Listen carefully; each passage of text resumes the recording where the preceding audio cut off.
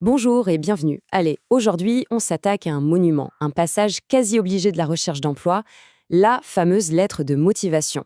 On la voit souvent comme une corvée, un truc un peu pénible à faire, mais en réalité, c'est une opportunité en or de se démarquer. Alors, comment on transforme cette page blanche en un véritable passeport pour le job de ses rêves? C'est ce qu'on va décortiquer ensemble. Ah, ce fameux sentiment, le curseur qui clignote là sur la page vide, l'angoisse de ne pas savoir par où commencer, quoi dire, comment trouver les mots justes pour convaincre. On est tous passés par là, c'est un classique.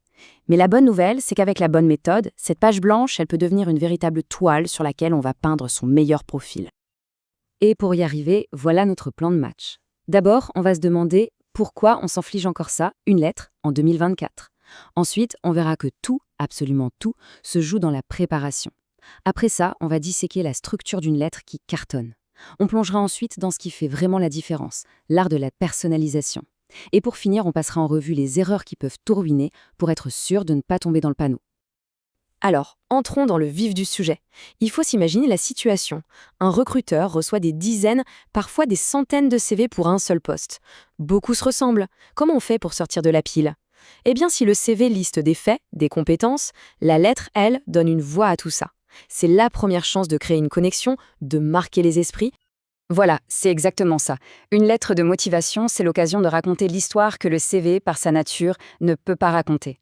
C'est là qu'on peut expliquer son pourquoi. Pourquoi cette entreprise, pourquoi ce poste, pourquoi on pense être la bonne personne. C'est l'endroit pour montrer un peu de sa personnalité et surtout pour construire un pont solide entre son parcours et les besoins précis de l'entreprise. On arrive maintenant à une étape absolument fondamentale, et pourtant si souvent négligée, la préparation. La tentation est grande de se lancer tête baissée dans la rédaction. Grosse erreur. Une lettre qui fait mouche, elle se construit bien avant d'écrire le premier mot. C'est un petit travail d'enquête qui va faire toute la différence entre une lettre générique qui finit à la poubelle et une lettre qui décroche un entretien. La méthode est assez simple en fait, elle tient en 3 temps. D'abord, on décortique l'offre d'emploi. On cherche les mots-clés, les compétences qui reviennent, les missions importantes. Ensuite, on se transforme en détective. On enquête sur l'entreprise. Quelle est sa culture, ses projets récents, ses valeurs. Et enfin, on fait le bilan de ses propres forces et on essaye de connecter chaque point avec les 2 étapes précédentes. Ces 3 piliers, c'est la matière première d'une argumentation en béton. Une fois que cette recherche est faite et qu'on a toutes les cartes en main, il est temps de structurer tout ça. Une lettre de motivation efficace, ça suit une architecture qui est claire et professionnelle. Le but, ce n'est pas de faire un poème, mais de convaincre par la clarté et la logique.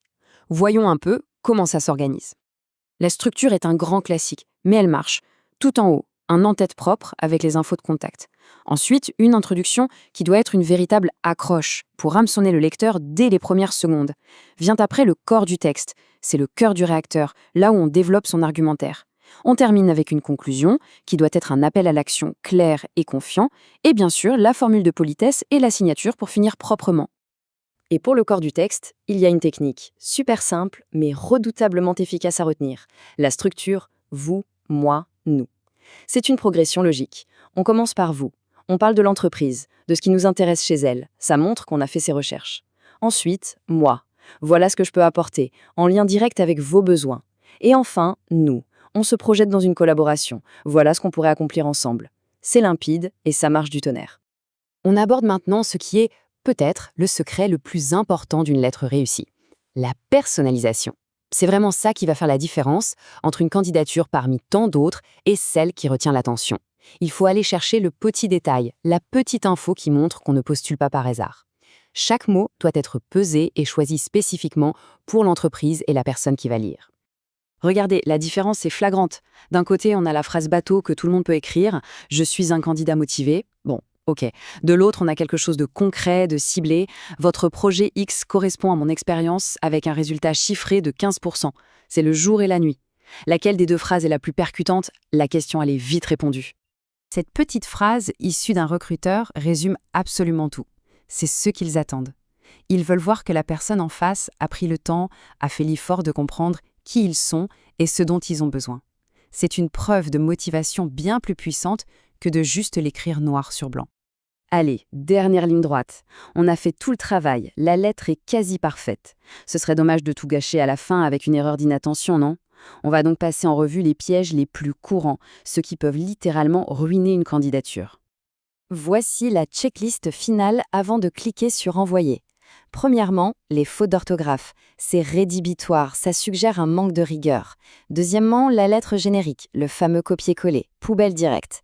Troisièmement, se contenter de paraphraser son CV, c'est une occasion manquée. Parler uniquement de ce qu'on cherche, sans dire ce qu'on apporte, erreur. Oublier de proposer une suite, de suggérer un entretien, c'est laisser la porte fermée. Et enfin, la lettre de 2 pages, personne n'a le temps. Concis, précis, une seule page, c'est la règle d'or.